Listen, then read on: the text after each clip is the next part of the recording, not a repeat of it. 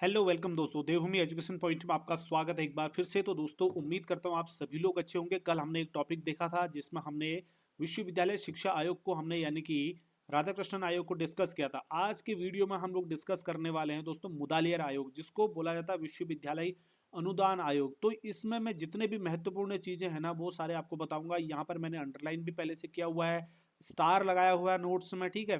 तो दोस्तों बहुत महत्वपूर्ण नोट्स हैं, बहुत ही महत्वपूर्ण ये क्वेश्चन आपको के फॉर्म में भी यहाँ पर देखने को मिलेंगे, क्योंकि यही नोट्स पढ़ करके दोस्तों हमने जो एलटी की प्रिपरेशन की थी उस समय भी हमारे ये नोट्स बहुत ज़्यादा काम आए हुए थे, ठीक है। तो इसीलिए आप लोगों को ये प्रोवाइड करा रहा हूँ। देखिए मैंने स्टार लगाए हुए हैं ऑलरेडी, ठीक है। बहुत ही महत्वपूर्ण ये आपको मिलने वाला है।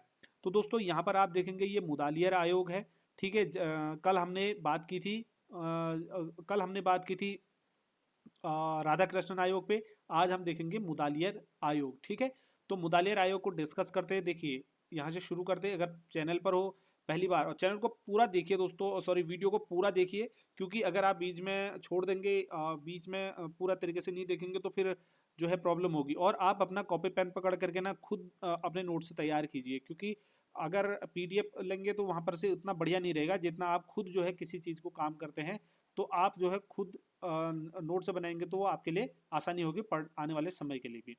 चलिए शुरू करते हैं माध्यमिक शिक्षा आयोग के बारे में पढ़ना। तो दोस्तों माध्यमिक शिक्षा आयोग को मुदालियर आयोग या मुदालियर कमीशन भी कहा जाता है। ये जो है माध्यमिक शिक्षा के लिए उन्होंने काम किया, इसलिए इसको माध्यमिक शिक्षा आयोग भी बोलते हैं। मुदालियर जो है इसके अध्यक्ष थे, प्रथम अध्यक्ष थे, तो इसलिए इसको मुदालियर कमीशन भी कहते हैं। जो 1952 में इसकी स्थापना होती है, 53 में अपनी रिपोर्ट सौंपता है। इस पर हम आगे डिटेल में डिस्कस करेंगे। यह एक इसका इंट्रोडक्शन हुआ।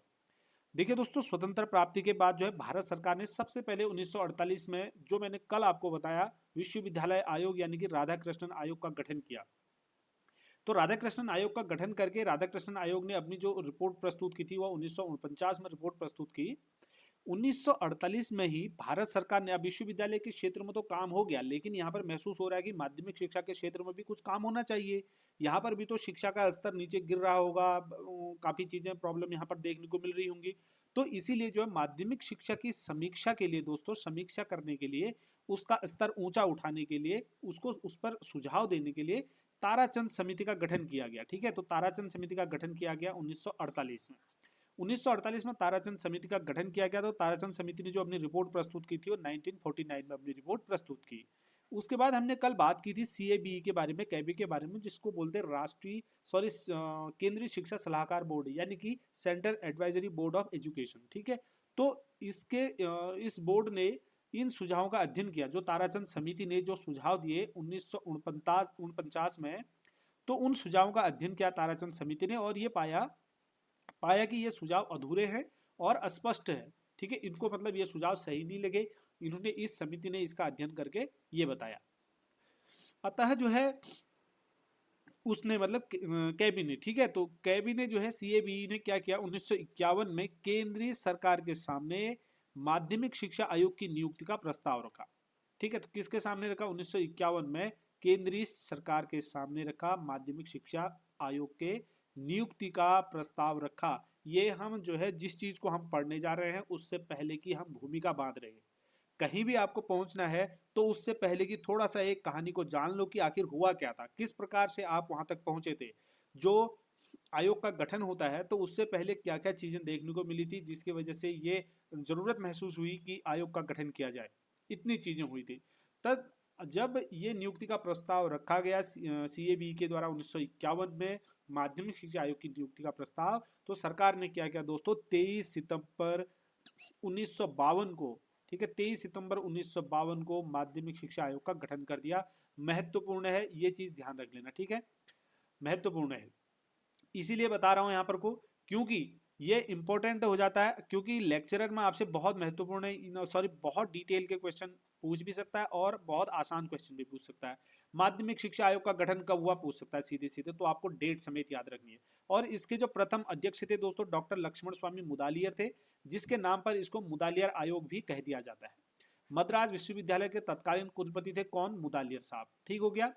ये देखते हैं। और यहाँ पर आयोग के जो अन्य सदस्य थे उनका नाम, जो कुल कुछ मुख्य सदस्य जो थे, और इसमें कुल सदस्यों की संख्या 10 थी। मुख्य सदस्य में आ जाता है आपका के एल श्रीमाली जी आ जाता है, और के जी सैयदीन है, हंसा मेहता है, हंसा मेहता, ठीक है, ये इंपॉर्टेंट है। और जॉन क्राइस्टो हो गए, कैनेसन Rust William, N N Basu जो सचिव थे, ठीक है, सचिव कौन थे ये भी ध्यान दे देना। और तारापुर वाला, जे ए तारापुर वाला। और उसके बाद एम टी व्यास हो गए और डॉक्टर एस एम एस धारी। आयोग में जो है 17 सहकारी सदस्य भी थे दोस्तों, इसको भी थोड़ा सा ध्यान रख लेना, हो सकता है क्वेश्चन पूछ ले कि मुदालिर आयोग में कितने सहकारी सदस्यों की संख्या कितनी थी, हो सकता है। मुदालिर आयोग की नियुक्ति के उद्देश्य और इसके कार्यक्षेत्रों की अगर हम बात करते हैं तो इसकी नियुक्ति का मुख्य उद्देश्य क्या था। वैसे तो हम इसको पॉइंट वाइज करेंगे, लेकिन जो मुख्य उद्देश्य था दोस्तों, वो जो भारत था, भारत में तत्कालीन माध्यमिक शिक्षा की स्थिति क्या है उसका अध्ययन करना और उसके बारे में फिर सुझाव देना, ठीक है। पहले उसका माध्यमिक शिक्षा का अध्ययन करना, उसके बारे में फिर सुझाव देना, ये इसका मुख्य उद्देश्य था। भारत के सभी प्रांतों में माध्यमिक स्तर पर शिक्षा, भारत के सभी प्रांतों में माध्यमिक स्तर पर, देखिए आप पॉइंट वाइज करेंगे, मैं शिक्षा के प्रशासन और संगठन का अध्ययन करना, सुधार के लिए सुझाव देना, इसके उद्देश्य आ जाते हैं। माध्यमिक शिक्षा की बात कर रहे हैं हम सभी स्तरों में, सभी प्रांतों में, ठीक है, किसी एक प्रांत की बात यहाँ पर नहीं होगी। शिक्षा के उद्देश्य, उसके पाठ्यक्रम, शिक्षण स्तर और अध्ययन करना, शिक्षण स्तर का अध्ययन करना और उसमें सुधार के लिए सुझाव देना, ठीक है, ये इसका काम रखा गया। तीसरा उद्देश्य था छात्र अनुशासन की समीक्षा करना, समीक्षा करने के बाद जो भी उसमें जरूरी सुझाव हो अपने सुझाव देना कि इसको कैसे आप ठीक करा जा सकता है, ठीक है। उसके बाद यहाँ पर अगला था शिक्षकों के वेतनमान और सेवा शर्तों का अध्ययन करना और सुधार के लिए उसमें सुझाव देना, विद्यालयों की स्थिति का अध्ययन करना और उसमें सुधारात्मक सुझाव देना। सबसे पहले तो अध्ययन करेंगे क्या क्या विद्यालयों की स्थिति कैसी है, उसका अध्ययन करेंगे, फिर उसके बाद जो भी कमी या गुण दोष वगैरह जो भी आवश्यकता होगी उस पर सुधारात्मक सुझाव देना, ठीक है। परीक्षा प्रणालियों का अध्ययन करना और उसके बाद उसमें सुझाव देना महत्वपूर्ण है। माध्यमिक शिक्षा की समस्याओं का अध्ययन करना और उसके बाद जो भी कमियां उसमें निकल कर आ रही हैं उनको दूर करने के उपाय या फिर उसको उसके सुझाव देना या फिर उपाय खोजना, कैसे उस समस्याओं को दूर किया जा सकता है। दोस्तों आयोग की अध्ययन प्रणाली की अगर बात करते हैं तो उन्होंने क्या करा, माध्यमिक शिक्षा का अध्ययन और सुझाव के लिए इन्होंने दो प्रणालियों को अपनाया था। कितनी प्रणालियों को अपनाया था, दो प्रणालियों को। देखिए एक प्रणाली तो इन्होंने अपनाई की प्रश्नावली प्रणाली, दूसरी इन्होंने अपनाई साक्षात्कार प्रणाली। प्रश्नावली प्रणाली के अंतर्गत क्या होता है, माध्यमिक शिक्षा के विभिन्न पहलुओं से संबंधित एक विस्तृत इन्होंने क्वेश्चनर तैयार किया, यानी कि एक प्रश्नावली तैयार की इन्होंने, ठीक है। प्रश्नावली जैसे कल हमने बताया था उसी प्रकार से इन्होंने भी एक प्रश्नावली तैयार की और उसकी प्रतियों को देश के विभिन्न भागों में भेजा, ठीक है, जैसे कल भेजा था। अब उसमें से जो है जवाब में आए सुझावों के आधार पर उन्हें एक सांख्यिकी विवरण तैयार किया। नंबर एक मेथड आपका ये वाला हो गया। दूसरा मेथड इन्होंने साक्षात्कार का अपनाया, ठीक है। साक्षात्कार में इन्होंने क्या किया, विभिन्न माध्यमिक स्कूलों का निरीक्षण किया, खुद अपने हाथ से खुद गए, शिक्षाविदों से मिले और उसके विचारों को जाना और उसको फिर एक लेखबद्ध किया। अब जब इतना कार्य इन्होंने कर दिया तो दोनों तरफ से जो रिपोर्ट मिले थे, यहाँ से भी रिपोर्ट मिली, यहाँ से भी इन्होंने खुद आकलन किया, तो उसके आधार पर इन्होंने क्या किया, एक रिपोर्ट तैयार कर दी, रिपोर्ट तैयार करी और फिर इस रिपोर्ट को इन्होंने 29 अगस्त 1953 को भारत सरकार को सौंप दिया या फिर भेज दिया। अब ये प्रश्न उठ सकता है कि भाई अपना प्रत्यावेदन जो था मुदालियर आयोग ने कब भारत सरकार को सौंपा या प्रस्तुत किया, तो 29 अगस्त 1953 को किया था। कल जो हमने पढ़ा था वो कितने अगस्त था, 25 अगस्त 1949 को। तो अब ये वाला ऐसे, ये डेटों को याद रख लेना दोस्तों। अब यहाँ पर मैंने देखिए इस प्रश्न में 3 स्टार यहाँ पर लगाए हैं क्योंकि ऐसा हो सकता है कि ये प्रतिवेदन कितने पृष्ठों में था पूछ ले, ठीक है। तो ये प्रतिवेदन जो था दोस्तों 244 पृष्ठों का एक बड़ा दस्तावेज है जिसमें माध्यमिक शिक्षा के सभी पहलुओं पर 14 उप प्रकरणों के अंतर्गत प्रकाश डाला गया है। कितने प्रकरणों में, 14 प्रकरणों के अंतर्गत इसमें प्रकाश डाला गया है। दोस्तों बात करते हैं मुदालियर आयोग के सुझावों की। तो आयोग ने जो है सबसे पहले तत्कालीन माध्यमिक शिक्षा के 2 उजागर किए। इसने क्या किया, इतनी स्टडी के बाद खुद जितना आकलन किया और विभिन्न क्वेश्चनायर जो हम अलग अलग जगह पर भेजे उसके माध्यम से इन्होंने क्या किया, जो माध्यमिक शिक्षा में उस समय दोष थे उन दोषों को इन्होंने उजागर किया। उसके बाद इन्होंने उसमें क्या सुधार हो सकते हैं उस सुधार के लिए इन्होंने क्या किया दोस्तों, सुझाव दिए। अब इन सुधारों सबसे पहले क्या क्या दोष थे उनको देखते हैं। तो माध्यमिक शिक्षा में उस समय माध्यमिक शिक्षा में क्या दोष निकल कर आ रहे थे? इन्होंने कहा कि जो माध्यमिक शिक्षा है वो विद्यालयों में विश्वविद्यालयों में प्रवेश के लिए एकमात्र मतलब वो बन गया है। ठीक है, खाली विश्वविद्यालय में प्रवेश के लिए माध्यमिक शिक्षा को तैयार कर रही है। इसमें जो है छात्रों में सहयोग, अनुशासन, नेतृत्व आदि गुणों का विकास नहीं हो पा रहा है इस शिक्षा से। यह एक दोष था उस समय। पाठ्यक्रम जो था वो अव्यावहारिक था, वास्तविक जीवन से इसका कोई संबंध नहीं। ये एक दोष इनको सामने नजर आया। अगला इन्होंने कहा कि पाठ्यक्रम संकीर्ण है और एकांकी है, इसमें जो है सर्वांगीण गुणों का विकास नहीं कर पा रहा है ये पाठ्यक्रम।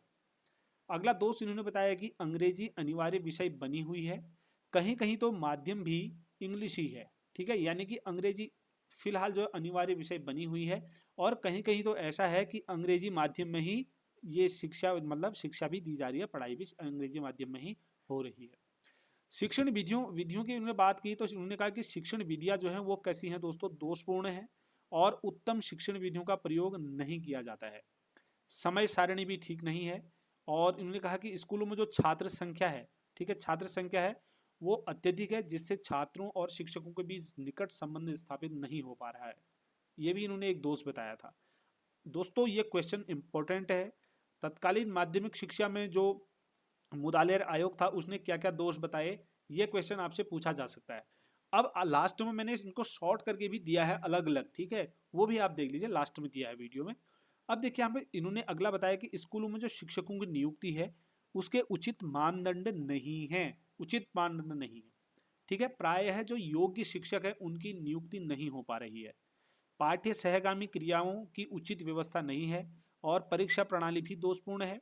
बच्चों के ज्ञान और कौशल का सही जो प्रश्न है वो नहीं होता है। ठीक है, तो यहाँ पर सही तरह से नहीं हो पा रहा है, बच्चों के ज्ञान और कौशल का सही परख नहीं हो पा रही है। अब इन्होंने सुधारों के लिए कुछ सुझाव दिए दोस्तों। अब इसमें कैसे सुधार, दोष तो बता दिए, अब भाई दोष बता दिए तो उनके सुधार भी तो करने होंगे। ठीक है, सुधार के लिए इन्होंने क्या क्या सुझाव दिए? इन्होंने कहा सबसे पहले उन्होंने माध्यमिक शिक्षा के प्रशासन और उसके वित्त संबंधी सुझाव उजागर किए। तो इन्होंने इन सुझावों को 4 शीर्षकों में विभाजित किया है। नंबर 1, इन्होंने प्रशासनिक ढांचे के बारे में बात की। इन्होंने कहा कि जो प्रशासनिक ढांचा कैसा होना चाहिए वगैरह के बारे में इन्होंने सुझाव दी। सीएबी की तरह प्रत्येक प्रांत में पीएबी, ठीक है, सीएबी की तरह प्रत्येक प्रांत में क्या होना चाहिए? पीएबी, यानी कि provincial advisory board of education. ठीक है, तो इसकी स्थापना होनी चाहिए। अब इसका सुझाव किसने दिया? मुदालियर आयोग ने, माध्यमिक शिक्षा आयोग ने। क्वेश्चन सीधा सीधा उठ सकता है यहाँ से। ठीक है, जिन स्टेट्स में माध्यमिक शिक्षा बोर्डों की स्थापना नहीं हुई है वहां पर इनका गठन किया जाना चाहिए। सीधा सीधा यहाँ पर से इंपॉर्टेंट निकल कर आ जाता है। ठीक है दोस्तों, सीधा सीधा इंपॉर्टेंट यहाँ से निकल कर आ जाता है। उसके बाद शिक्षा निदेशक का कार्य शिक्षा मंत्री को शिक्षा के संबंध में सलाह देना है। इसका पद जॉइंट सेक्रेटरी के समकक्ष होना चाहिए। तो किसके समकक्ष होना चाहिए प्रश्न आएगा? तो जॉइंट सेक्रेटरी के समकक्ष होना चाहिए। प्रत्येक प्रांत में बोर्ड ऑफ टेक्निकल एजुकेशन की स्थापना की जाए।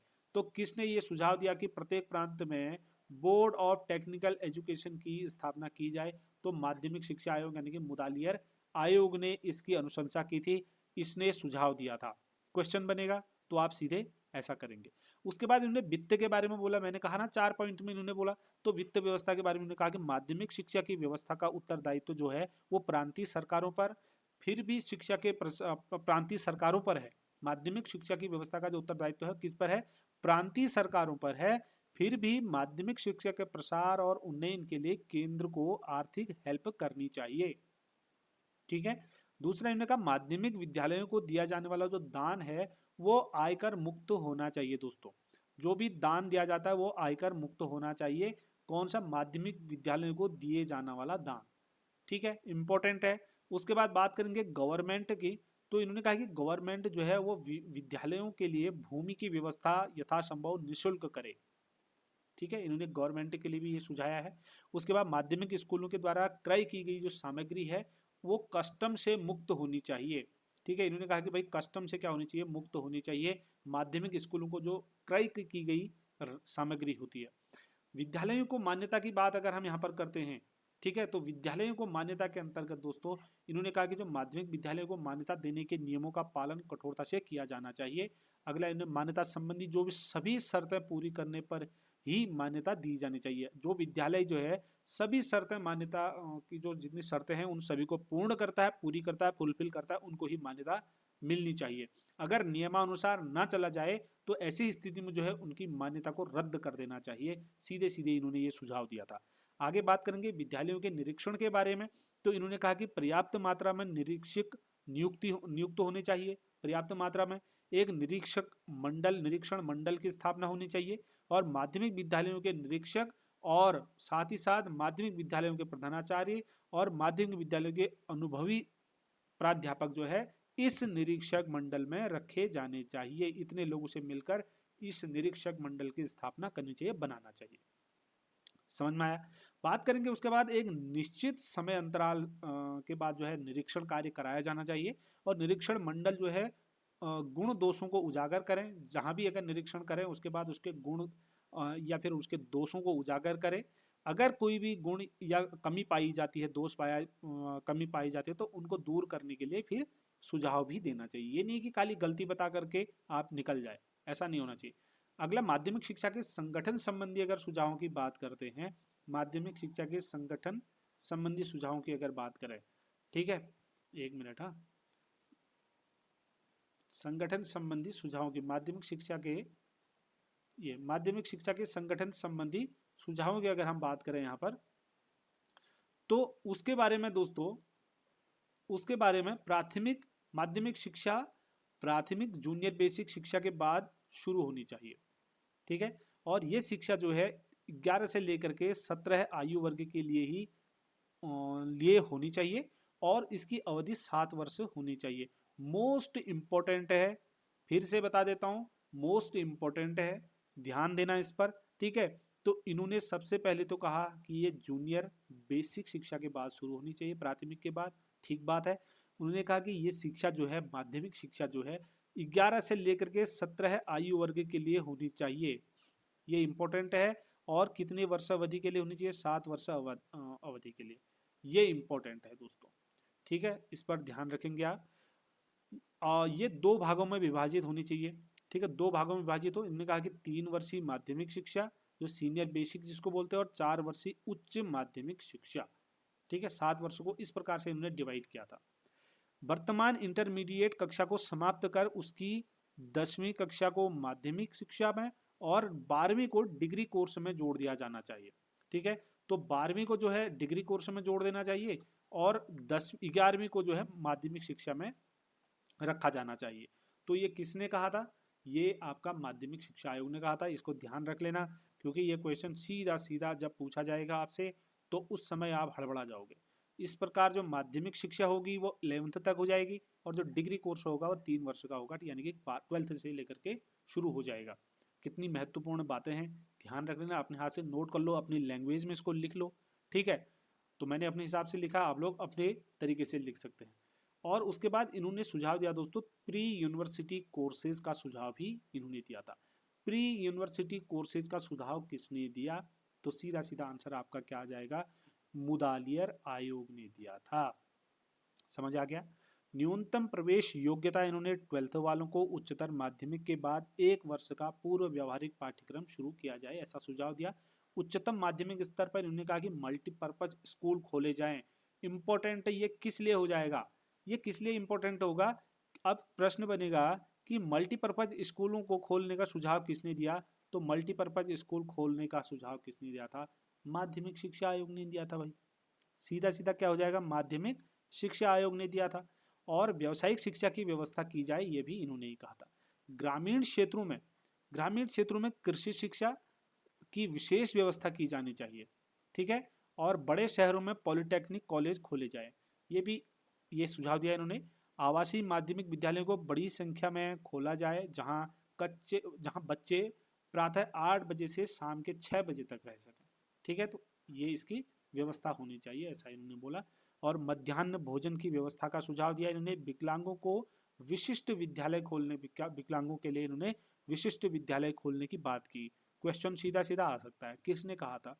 ठीक है, बालिकाओं के बारे में इन्होंने कहा कि देखो, बालिकाओं के लिए अलग विद्यालय खोले जाए और संभव नहीं हो तो फिर सह शिक्षा की उनके लिए व्यवस्था हो। तो कुल मिला के उनके लिए व्यवस्था होनी चाहिए। ठीक है। माध्यमिक शिक्षा के उद्देश्य के संबंध में इन्होंने सुझाव दिया कि आयोग ने 4 उद्देश्य इसके बताए हैं। ठीक है, आयोग ने कितने उद्देश्य बताए? आयोग ने 4 उद्देश्य बताए।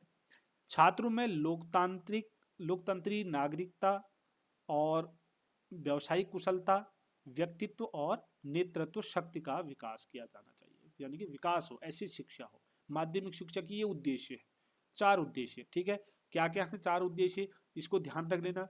कितने उद्देश्य बताए हैं? 4 उद्देश्य बताए हैं। कौन कौन से बताए हैं, इसके बारे में ध्यान रख लेना दोस्तों। क्वेश्चन आ सकता है सीधे सीधे, तो आप लोग यहाँ पर से गलत नहीं कर सकते हैं। ठीक है, माध्यमिक शिक्षा की पाठ्यचर्या संबंधी अगर सुझावों की अगर हम बात करें, माध्यमिक शिक्षा की पाठ्यचर्या संबंधी सुझाव इन्होंने क्या क्या दिए? इन्होंने कहा जो पाठ्यचर्या है वो किस प्रकार की होनी चाहिए दोस्तों?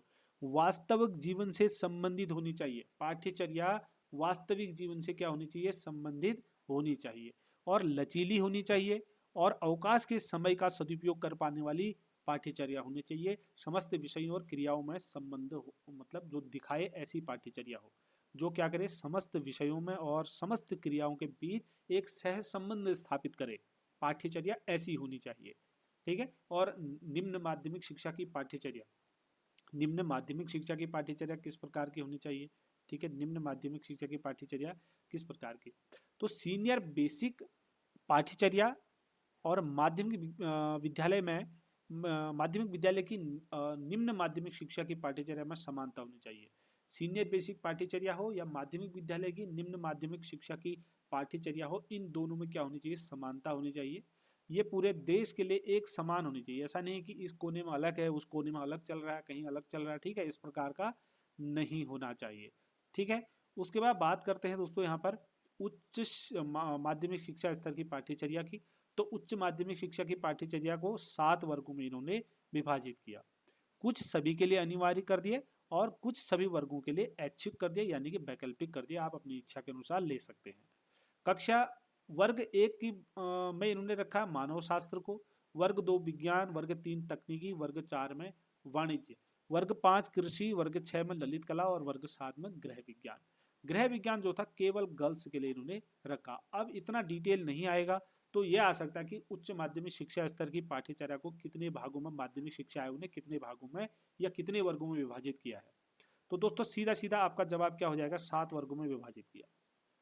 ठीक है, यहां से कोई संशय पैदा नहीं होना चाहिए। शिक्षण विधियों संबंधी इन्होंने क्या सुझाव दिए? शिक्षण विधियों से संबंधित इन्होंने सुझाव क्या क्या दिए? दोस्तों इन्होंने कहा कि रटने पर बल न देकर समझने पर बल देना चाहिए। शिक्षा ऐसी हो जो समझने पर बल दे। ठीक है, समझने पर, स्वयं करके सीखना। ठीक है, लर्निंग बाय डूइंग, स्वयं निर्णय निकालने के अवसर देने चाहिए। अगर किसी भी चीज को बच्चा अगर करके खुद निर्णय निकालेगा तो उसका ज्ञान स्थायी रहेगा और वो ज्यादा सीखेगा। ठीक है, तो ये रहता है। और दृश्य श्रव्य साधनों का प्रयोग करना चाहिए और स्वाध्याय को प्रोत्साहन, सीखे हुए ज्ञान और क्रियाओं के प्रयोग के अवसर प्रदान किए जाएं, जिससे सीखा हुआ ज्ञान जो है वो स्थायी हो सके, जिसकी बात अभी मैंने की थी। ठीक है, तो ये इन्होंने शिक्षण विधियों के बारे में बताया। और माध्यमिक स्तर पर जो पाठ्यक्रम संबंधी सुझाव हैं उसके बारे में क्या क्या इन्होंने बोला, इसको देखते हैं। ठीक है, माध्यमिक, थोड़ा सा आप देखिए, माध्यमिक स्तर पर पाठ्य पुस्तक संबंधी सुझाव। इनमें माध्यमिक स्तर पर जो पाठ्य पुस्तकें हैं वो कैसी होनी चाहिए? प्रत्येक प्रांत में दोस्तों पाठ्य पुस्तक समिति का गठन किया जाना चाहिए। तो प्रत्येक प्रांत में पाठ्य पुस्तक समिति का गठन किया जाए, वो किस आयोग ने कहा था? ठीक है, तो आपको पता है, समझ गए, आप गलत नहीं कर सकते। किसी भी कक्षा के लिए भाषा की पाठ्य पुस्तकें निश्चित हो, जिससे परीक्षा प्रश्न पत्र बनाने में कोई कठिनाई ना हो, और पुस्तकें बार बार नहीं बदली जानी चाहिए। तो बार बार पाठ्य पुस्तकों को बदलना नहीं जाना चाहिए। ठीक है, ये इन्होंने पाठ्य पुस्तकों के बारे में कहा है। और चरित्र निर्माण और अनुशासन संबंधी सुझावों की अगर बात करें, चरित्र निर्माण और अनुशासन संबंधी सुझाव जो थे, छात्रों के चरित्र निर्माण और अनुशासन का उत्तरदायित्व किस पर होना चाहिए? इन्होंने कहा कि भाई ये शिक्षकों पर इसका उत्तरदायित्व होना चाहिए। किसका? अनुशासन का, छात्रों का, और उनके चरित्र के निर्माण का उत्तरदायित्व शिक्षकों पर। ठीक है, सीधे सीधे यहाँ होना चाहिए।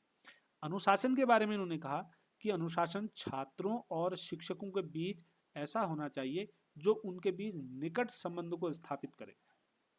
ठीक है, और निकट संबंध होगा दोनों के बीच तो अनुशासन जो है ज्यादा कारगर होगा, यानी कि कायम होगा, अनुशासन उतना अच्छा बनेगा। उसके बाद छात्र, इन्होंने कहा कि छात्रों की रुचियों अभिवृत्तियों को उचित दिशा देना। ठीक है, क्या है अनुशासन संबंधी सुझाव, अनुशासन का क्या महत्व है, क्या किस लिए अनुशासन की जरूरत पड़ती है। ठीक है, ऐसा अनुशासन क्रिएट किया जाए जो छात्रों की रुचि के अकॉर्डिंग हो, अभिवृत्तियों के अकॉर्डिंग हो और उनको उचित दिशा प्रदान करे। साहित्यिक और सांस्कृतिक कार्यक्रमों का आयोजन कराना, इन्होंने कहा कि जिससे कि विद्यालय में अनुशासन बना रहेगा और बच्चों के चरित्र का निर्माण भी होगा ऐसे आयोजनों से। विद्यालयों में खेलकूद है, जैसे विद्यालयों में खेलकूद है, स्काउटिंग है, प्राथमिक चिकित्सा है, रेड क्रॉस, एनसीसी आदि की व्यवस्था की जाए। ये भी जो है मुदालियर आयोग ने कहा। और इम्पोर्टेंट आपको बता दूं, यहाँ पर 3 स्टार मैंने लगाया है, 17 वर्ष से कम आयु के बच्चों को राजनीतिक आंदोलनों में भाग लेना और चुनाव प्रचार करना गैर कानूनी घोषित करना चाहिए। ठीक है, घोषित किया जाना चाहिए, या कि घोषित किया जाए किसको, राजनीतिक, ना तो वो राजनीतिक आंदोलन में शामिल हो सकते हैं 17 वर्ष से कम आयु के बच्चे, और ना ही चुनाव प्रचार कर सकते हैं। अब क्वेश्चन बनेगा कि किस आयोग ने या फिर मुदालियर आयोग ने कितने वर्ष से कम बच्चों तक को, यानी कि कितने वर्ष तक के बच्चों को राजनीतिक आंदोलनों में या चुनाव प्रचार या गैर कानूनी को में घोषित किया है। इस प्रकार से प्रश्न बनेगा तो आपका 17 वर्ष आंसर आ सकता है। इसी प्रश्न को दूसरे तरीके से भी पूछा जा सकता है। ठीक है, किसी भी तरीके से पूछा जा सकता है घुमा फिरा के। बात करते हैं माध्यमिक शिक्षकों के संबंध में इन्होंने क्या सुझाव दिए दोस्तों। माध्यमिक शिक्षकों के संबंध में इन्होंने क्या बोला, इन्होंने क्या कहा, जो माध्यमिक शिक्षक हैं, ठीक है, माध्यमिक शिक्षकों के बारे में इन्होंने 3 सुझाव दिए। एक प्रशिक्षण संबंधी सुझाव इन्होंने दिया, ठीक है, दूसरा इन्होंने नियुक्ति संबंधी सुझाव दिया, तीसरा वेतनमान और सेवा शर्तों के संबंध में सुझाव दिया। किसके, माध्यमिक शिक्षकों के। इन्होंने सबसे पहले जो शिक्षक प्रशिक्षण संबंधी सुझाव दिए, इन्होंने कहा कि माध्यमिक विद्यालय के लिए 2 प्रकार के शिक्षक होने चाहिए। नंबर 1, इन्होंने कहा कि जो निम्न माध्यमिक कक्षाओं के लिए शिक्षक होते हैं वो, और दूसरे प्रकार के जो शिक्षक होंगे वो उच्चतर माध्यमिक कक्षाओं को पढ़ाने का काम करेंगे। ठीक है, और इनका प्रशिक्षण काल 2 वर्ष का इन्होंने रखा। ठीक है, ये ध्यान रखना है। उसके बाद माध्यमिक विद्यालयों के शिक्षकों के प्रशिक्षण महाविद्यालयों विश्वविद्यालयों से संबद्ध होने चाहिए। ठीक है, तो किसने कहा था, मुदालियर ने कहा था, ये ध्यान रखेंगे। और प्रवेश की अगर बात करते हैं तो न्यूनतम योग्यता जो है यहाँ पर शिक्षक बनने के लिए स्नातक होनी चाहिए। और प्रशिक्षण काल वर्तमान में जो है लेकिन आगे चलकर 2 वर्ष किया जाए। ठीक है, वर्तमान में तो इसको वर्तमान में इसको जो स्नातक है उनको रखा जाए, लेकिन इसको आगे चल करके 2 वर्ष का किया जाना चाहिए। आगे बात करते हैं प्रशिक्षणार्थियों से किसी प्रकार का शुल्क नहीं लेना चाहिए। जो प्रशिक्षण करने वाले हैं, जो टीचर हैं, जो प्रशिक्षण कर रहे हैं, जो ट्रेनिंग कर रहे हैं, ठीक है, जो ट्रेनी हैं, तो उनसे किसी भी प्रकार का शुल्क नहीं लेना है। ठीक है, नहीं लेना चाहिए, तथा उन्हें राज्य सरकार की ओर से छात्रवृत्ति दी जानी चाहिए ऊपर से और भी। ठीक है, तो कार्यरत शिक्षकों को प्रशिक्षण के लिए पूर्ण वेतन पर अवकाश दिया जाए। अगर शिक्षक प्रशिक्षण के लिए जाते हैं तो उनको उस प्रशिक्षण के लिए, जैसे 10 दिन का ट्रेनिंग जा रहे हैं तो उसमें 10 दिन का उनको अवकाश मिलना चाहिए, और उस अवकाश का उनको पूरा वेतन दिया जाना चाहिए, जिससे कि वो इंटरेस्ट ले ट्रेनिंग में। ठीक है, ट्रेनिंग के लिए इंटरेस्ट ले और प्रशिक्षण यानी कि कौशल प्राप्त करे। प्रायोगिक प्रशिक्षण और शोध कार्य के लिए डिमॉन्स्ट्रेशन स्कूल संलग्न होने चाहिए। ठीक है, तो डिमॉन्स्ट्रेशन प्रायोगिक प्रशिक्षण और शोध कार्य के लिए अभिनव पाठ्यक्रमों की उन्हें बात की दोस्तों, इंपॉर्टेंट है, ध्यान रख लेना। अभिनव पाठ्यक्रमों की बात किसने की थी, अभिनव पाठ्यक्रम रिफ्रेशर कोर्सेज की व्यवस्था की जाए, किस आयोग ने कहा था। ठीक है, तो महत्वपूर्ण है, या किसके विषय में कहा था। ठीक है, तो ये शिक्षकों के विषय में कहा है। ये चीज ध्यान रख लेना इस प्रश्न को, क्योंकि क्वेश्चन सीधे सीधे आएंगे। स्नातकोत्तर प्रशिक्षण, जिसे एमएड बोलते हैं आप, एमएड में प्रवेश जो है केवल बीएड उत्तीर्ण और कम से कम 3 वर्ष का शिक्षण अनुभव वालों को ही मिलना चाहिए इसमें प्रवेश, एमएड में। ठीक है, ये इन्होंने बात कही। और शिक्षकों की नियुक्ति के संबंध में इन्होंने कहा कि प्रत्येक गैर सरकारी स्कूल में शिक्षकों की नियुक्ति के लिए चयन समिति का गठन किया जाना चाहिए, और प्रधानाचार्य पदेन सदस्य होना चाहिए इसका। ठीक है, विद्यालय का। उसके बाद बात करेंगे प्रथम नियुक्त शिक्षकों का परीक्षण काल साधारणतः 1 वर्ष हो, जो 1 वर्ष और बढ़ाया जा सकता है। ठीक है, बात करेंगे शिक्षकों के वेतनमान और सेवा शर्त संबंधी सुझाव। मोटा मोटा देख लेते हैं एक बार फटाफट से इसको। वेतनमान निश्चित करने के लिए एक विशेष समिति का गठन किया जाए, और समान योग्यता समान कार्य समान वेतनमान। अगर समान योग्यता है, समान कार्य कर रहे हैं, तो उनको समान वेतनमान भी मिलना चाहिए। शिक्षकों के बारे में उन्होंने कहा कि पीएफ है, बीमा और पेंशन की सुविधा जो है टीचरों को मिलनी चाहिए। शिक्षकों के बच्चों को माध्यमिक तक की शिक्षा निःशुल्क दी जाए। एक यहाँ पर ये इंपॉर्टेंट आ जाएगा कि किस आयोग ने कहा कि जो शिक्षक हैं, शिक्षकों के बच्चों को माध्यमिक तक की शिक्षा निःशुल्क दी जाए। तो किसने कहा था दोस्तों? मुदालियर आयोग ने कहा। ठीक है ना, ये सुझाव दिए थे। और इन्होंने कहा कि शिक्षकों में जो झगड़े हैं या कठिनाइयां हैं, ठीक है, उसके लिए ऑर्बिटेशन बोर्ड बनाए जाए। ठीक है, इसके निवारण के लिए। और योग्य और स्वस्थ शिक्षकों को 58 वर्ष के स्थान पर 60 वर्ष में सेवानिवृत्ति होनी चाहिए। नॉर्मली सबको 58 वर्ष हो, तो फिर जो स्वस्थ हैं, योग्य हैं, तो उन लोगों की सेवानिवृत्ति 60 वर्ष में होनी चाहिए। और शिक्षकों को प्राइवेट ट्यूशन करने की अनुमति नहीं मिलनी चाहिए, जो कि आज भी कायम है। ठीक है, प्राइवेट ट्यूशन की अनुमति इनको नहीं होनी चाहिए। ये सुझाव दिए गए। छात्रों के स्वास्थ्य संबंधी सुझाव में इन्होंने कहा कि सभी प्रांतों में स्कूल स्वास्थ्य सेवा योजना शुरू की जाए, और वर्ष में एक बार कम से कम स्वास्थ्य परीक्षण अवश्य कराया जाना चाहिए। अस्वस्थ का कई बार कराया जाना चाहिए। अगर कोई बच्चा अस्वस्थ निकल कर आता है स्कूल से स्वास्थ्य परीक्षण के दौरान, तो उसका जो स्वास्थ्य परीक्षण है दोस्तों, वो एक बार नहीं कई बार होना चाहिए। ठीक है, इस प्रकार से। छात्रों में उन्होंने कहा कि सामान्य रोग जो होंगे अगर छात्रों को, तो सामान्य रोगों की स्थिति में उनका निःशुल्क इलाज होना चाहिए। ठीक है, और छात्रावास जो होंगे वो पौष्टिक भोजन व्यवस्था करें। ठीक है, जितने भी छात्रावास हैं वहाँ पर बच्चों के लिए पौष्टिक भोजन की व्यवस्था कराना जो है ये मतलब सुनिश्चित होना चाहिए। माध्यमिक विद्यालय के संबंध में इन्होंने सुझाव दिया कि भवन और साज सज्जा जो है, भवन कैसे होनी चाहिए, ये वो, तो भवन साज सज्जा उचित मान्यता अनुसार। और छात्र संख्या यहाँ पर 500 से लेकर के 750 तक बताई है इन्होंने। ये ऊपर वाला तो ठीक है, लेकिन नीचे वाला जो है इम्पोर्टेंट है। ठीक है, ये इम्पोर्टेंट है दोस्तों। जो छात्र संख्या थी तो इन्होंने कितनी बताई है? 500 से लेकर के 750 तक बताई है मुदालियर आयोग ने।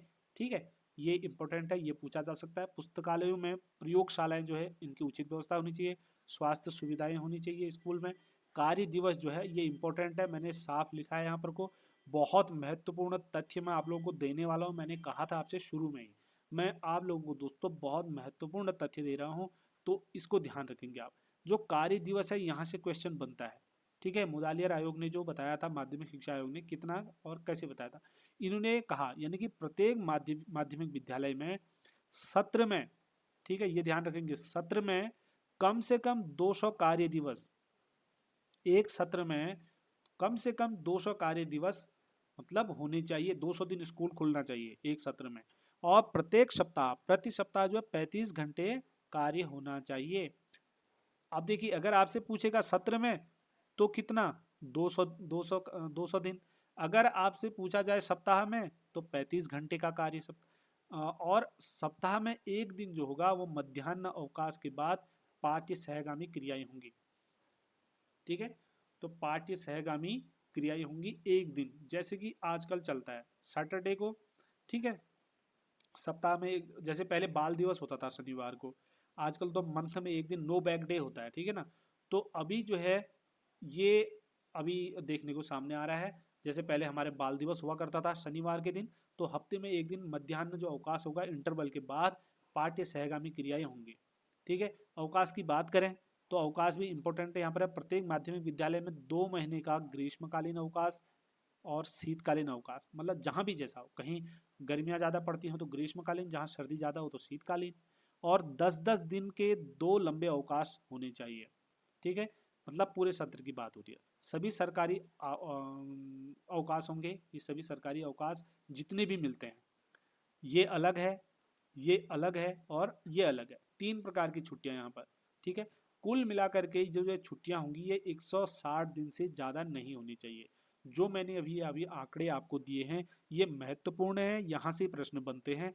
देखने को आपको प्रश्न पत्र में मिलेंगे, फिर आपको उस समय याद आएगी। अपने हिसाब से अपनी भाषा में जैसे आपको सरल लगता है वैसे लिख लीजिए।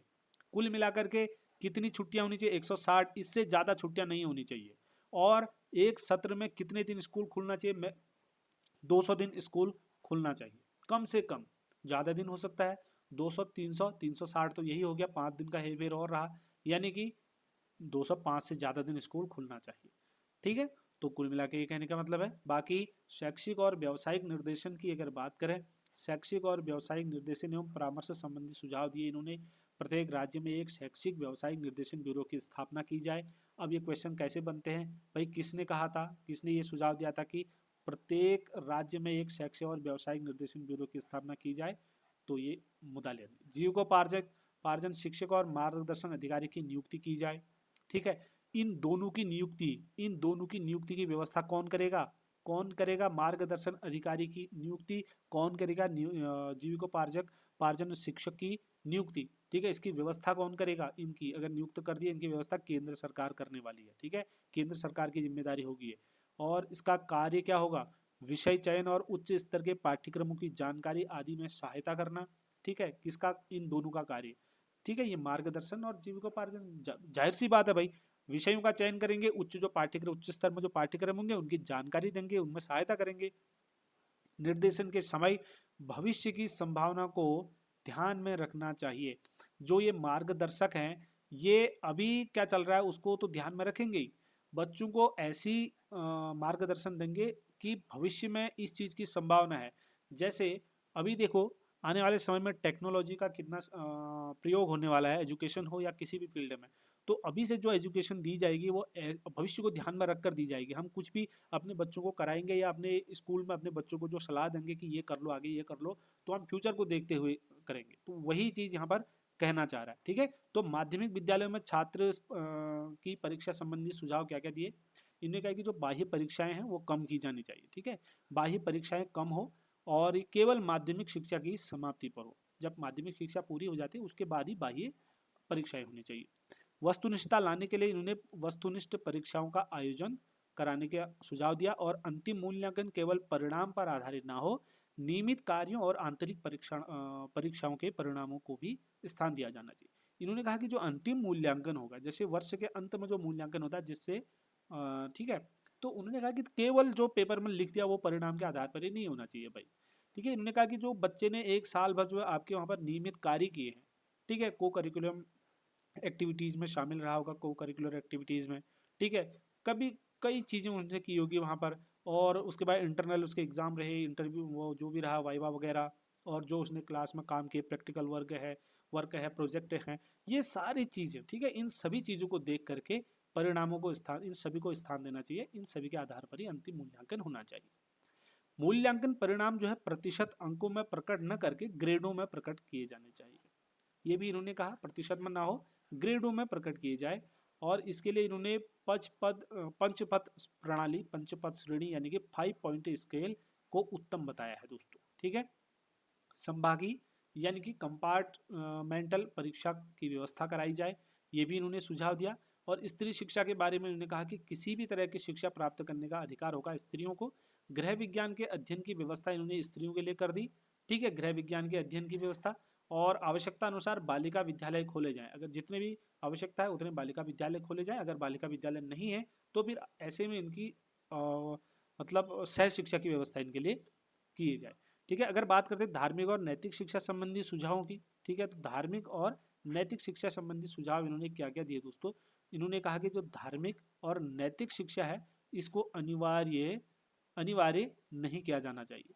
धार्मिक या नैतिक शिक्षा को अनिवार्य नहीं माना है इन्होंने, और अभिभावकों की स्वीकृति के आधार पर व्यवस्था की जा सकती है, लेकिन स्कूल कार्य प्रारंभ होने से पूर्व या समाप्त होने के बाद ऐच्छिक रूप से इनको किया जा सकता है। इसके अगर हम एक एक लाइन में माध्यमिक शिक्षा आयोग के गुण और दोषों को देखना चाहें तो इसके अंदर हम देखेंगे दोस्तों माध्यमिक शिक्षा आयोग के गुण, क्या क्या गुण थे। ठीक है, अब यहाँ पर क्या क्या गुण यहाँ पर हमको माध्यमिक शिक्षा आयोग के देखने को मिलते हैं। ठीक है, देखिए क्या क्या गुण है। देखिए, नंबर 1 व्यवस्थित प्रशासनिक ढांचा यहाँ पर देखने को मिला। दूसरा, शिक्षा के उपयुक्त उद्देश्य इन्होंने बताए। पाठ्यचर्या निर्माण के इन्होंने क्या बताया? उपयुक्त सिद्धांत बताए पाठ्यचर्या निर्माण के। शिक्षा का माध्यम इन्होंने कहा कि मातृभाषा होना चाहिए। ठीक है, चरित्र निर्माण और अनुशासन पर इन्होंने बल दिया। शिक्षकों की दशा में इन्होंने सुधार कराया। शैक्षिक और प्रशासनिक निर्देशन पर बल दिया। परीक्षा प्रणाली में सुधार, स्त्री शिक्षा के संबंध में ठोस सुझाव इसने दिए। ये कुछ माध्यमिक शिक्षा आयोग के गुण हैं। इसमें से 3-4 गुण दे देगा पेपर में और पूछ लेगा कि इनमें से कौन सा नहीं है या फिर कौन से है। ठीक है, ऐसे क्वेश्चन बनते हैं। बात करते हैं दोषों की। ठीक है, कुछ दोष भी तो बताए। ठीक है, दोष क्या कहते हैं? माध्यमिक शिक्षा का अस्पष्ट संगठन। इसने कहा कि माध्यमिक शिक्षा जो है इसका संगठन क्या है दोस्तों? अस्पष्ट है। और जो इसकी पाठ्यचर्या है वो कैसी है? बोझिल पाठ्यचर्या है। और इसने कहा कि इसमें जो पाठ्यक्रम है वो विभिन्न प्रकार के पाठ्यक्रम है। ठीक है, एक निश्चित पाठ्यक्रम होना चाहिए जो बच्चे का चहुमुखी विकास कर सके। अंग्रेजी के बारे में इन्होंने कहा कि इसके अस्पष्ट सुझाव है। ठीक है, इसने अस्पष्ट सुझाव दिए हैं। ठीक है, और सॉरी हाँ, यहाँ पर ये तो ठीक है, ये दोष बता रहे हैं हम आयोग के। तो इसने जो पाठ्यचर्या बताई वो बोझिल, एक मतलब बोझिल मालूम पड़ती है। और विभिन्न प्रकार के इसने पाठ्यक्रम बता दिए कि अनेक प्रकार के पाठ्यक्रम हैं, कोई निश्चित तरीके का पाठ्यक्रम होना चाहिए ना। तो अंग्रेजी के बारे में इसने सुझाव दिए जो वो भी स्पष्ट थे। और जो बहुउद्देशीय स्कूल थे वो काफ़ी व्ययसाध्य थे दोस्तों। और गैर सरकारी स्कूलों के बारे में इन्होंने जो सुझाव दिए वो हवाई हवाई मालूम पड़ते हैं। और धार्मिक और नैतिक शिक्षा के संबंध में इन्होंने अनुपयुक्त सुझाव दिए। धार्मिक शिक्षा और नैतिक शिक्षा के बारे में इन्होंने कहा कि नहीं होनी चाहिए ना, तो ये जो कि अनुपयुक्त था, तो ये कुछ इसके दोषों के अंतर्गत आते हैं। तो हमने बात की आज माध्यमिक शिक्षा आयोग यानी कि मुदालियार आयोग की। ठीक है, जिसकी स्थापना कब हुई, उसने अपना प्रतिवेदन कब दिया, कब सौंपा और क्या क्या चीज़ें इसके अंतर्गत इंपॉर्टेंट थी। और स्कूलों के बारे में क्या कहा, क्या उसका समय सारणी बताई, कितने बच्चों की संख्या बताई, कितने वर्ष तक की होनी चाहिए और कहाँ से कहाँ तक होगा, क्या होगा, ये सारे गुण दोषों को हमने चर्चा की। और जितनी भी महत्वपूर्ण चीज़ें यहाँ से निकल कर आती हैं वो मैंने सब आपके साथ डिस्कस की दोस्तों। मैं आपको फिर से बता देता हूँ, ये नोट्स इतने महत्वपूर्ण नोट्स हैं दोस्तों। मैं आपको बता दूं इसमें कोई भी ऐसा आपको पक्ष नहीं मिलेगा जहाँ से कोई चीज़ आपका छूट गया हो। ठीक है, हमने हर एक चीज़ आपको बताने की कोशिश की है। हमने ये उम्मीद की है कि यहाँ से कोई भी चीज़ आपका छूटे ना। ठीक है, तो जहाँ से प्रश्न बनते हैं वो भी मैंने आपको डिटेल में बताया है कि यहाँ से प्रश्न बनने की संभावना रहती है। ठीक है, तो वो भी मैंने आपको बता दिया। तो यही नोट्स हमने पढ़े दोस्तों जिससे हमारा सिलेक्शन एलटी में हुआ है। ठीक है, एलटी में हुआ तो जो कि ये 40 नंबर का जो आपका आएगा पेडागोजी, तो ये बहुत महत्वपूर्ण होता है। ये 40 नंबर अगर आप यहाँ से ना अच्छे खासे मार्क्स ले आते हैं तो आप जो है मेरिट में आने की आपकी संभावना जो है दोस्तों वो बढ़ जाती है। ठीक है, तो इस प्रकार से आप यहाँ से तैयारी करेंगे प्रत्येक दिन। आज हमने ये देख लिया। ठीक है, कल हमने मुदालियार आयोग देखा था और सॉरी राधा कृष्ण आयोग देखा था और आज हमने मुदालियार आयोग देख लिया है। ठीक है, आज हमने मुदालियार आयोग को डिस्कस किया, कल हमने राधा कृष्ण आयोग किया था। कल को हम डिस्कस करेंगे कोठारी आयोग। और इस टॉपिकों में कोई बड़े हो सकते हैं, कोई छोटे हो सकते हैं, बस आप जुड़े रहिए। आपको इतना नहीं लिखना है, चाहे तो आपको जितना सही लगता है आप उतना लिखिए और अपनी भाषा में अपने तरीके से लिख सकते हैं। चलिए बात करते हैं आगे। आप लोग के कमेंट आए थे कि सर लास्ट यूनिट बताइए। ये तो सभी लोग बता रहे हैं, आप हमको लास्ट यूनिट बताइए। ठीक है, लास्ट यूनिट में क्या है मैं एक बार देख लेता हूँ। तो लास्ट यूनिट भी आपको कराएंगे। तो कल से हम 2-2 दिन डालेंगे। अब बुद्धि परीक्षण है लास्ट यूनिट 4 जो है सामान्य बुद्धि परीक्षण है। इसके अंतर्गत शाब्दिक बुद्धि परीक्षण, अशाब्दिक बुद्धि परीक्षण, विश्लेषणात्मक प्रश्न एवं प्रतिशत, अनुपात, समानुपात। अच्छा ये क्या है? ये तो रीजनिंग का लग रहा है मुझे। अच्छा ये तो रीजनिंग का है ना, तो हम देखेंगे। सॉरी, उत्तराखंड संबंधी ज्ञान, सामान्य अध्ययन, ये है शिक्षण अभिरुचि। अच्छा ये देखिए, अच्छा इसमें वही कहना चाह रहे थे मतलब आप रीजनिंग वगैरह। चलिए जो भी है आगे देखते हैं। यूनिट तो इसमें ये वाले में दिया नहीं है। बाकी जितने भी है ना ये सारा हम जो है टॉप पॉइंट 10 तक का हम सारा करेंगे दोस्तों। ठीक है ना, पॉइंट 10 तक हम सारा करने वाले हैं। सब मैं आप लोगों को कराऊंगा। खंड 2, खंड 3, खंड 4। अच्छा बच्चे यही करे थे खंड 4 की, खंड 4 करा दीजिए, वो तो रीजनिंग वगैरह है। तो ठीक है, इसमें कुछ देख लेंगे हम। मैं अचानक ये देखा सामान्य बुद्धि परीक्षण, मैं मुझे लगा कि ये भाई पेडागोजी के अंतर्गत आ गया। ठीक है, चलिए जो भी है हम सारी चीज़ों को देखते हुए चलेंगे आगे। बस सीरियल से आप जुड़े रहें, एक तरफ से हम पूरा कोर्स करेंगे तो उसमें मज़ा भी आएगा पढ़ने में, है ना। चलिए इस वीडियो में इतना ही है, नेक्स्ट वीडियो में नई जानकारी के साथ मिलते हैं। हमारे साथ बने रहेंगे। आप सभी का धन्यवाद। जय हिंद।